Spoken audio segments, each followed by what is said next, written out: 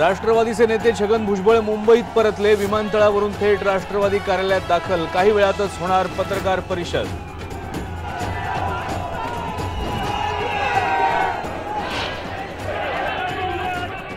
समीर पाठोपाठ पंकज भुजबळची ईडी मार्फत चौकशी सुरूच।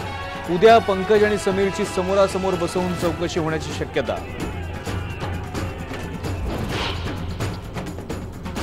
अण्णाभाऊ साठे महामंडळ घोटाळा प्रकरणी बिल्डर विमल शहाला सीआयडीने केली अटक।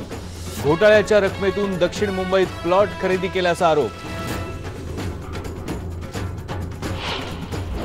हॉटेल ओबेरॉय, हॉटेल ताज, त्याचप्रमाणे सिद्धिविनायक टेम्पल आणि इत्यादी गोष्टींचे त्याने पाहणी करून लँडिंग साइटबद्दल त्याने रेकी केली होती।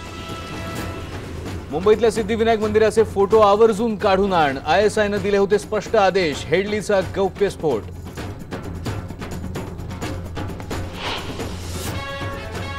आयएसआयकडून लष्करी तोयबाला सर्व प्रकारची मदत। पाकिस्तानचे अनेक निवृत्त अधिकारी देतात दहशतवाद्यांना प्रशिक्षण। हेडलीने केला गौप्यस्फोट।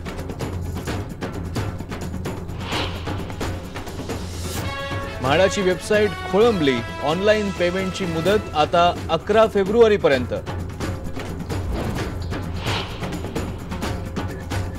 पंतप्रधान नरेंद्र मोदींनी जवान हणमंतप्पा यांची हॉस्पिटलमध्ये जाऊन घेतली भेट। सतत 6 दिवस हणमंतप्पांनी बर्फाखाली दिली मृत्यूशी झुंज।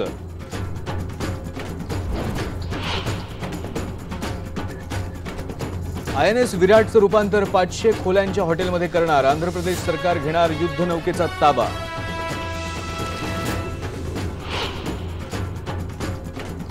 आणि श्रीलंकेविरुद्ध आज पहिला T20 सामना। युवा श्रीलंकेची भारताशी लढत।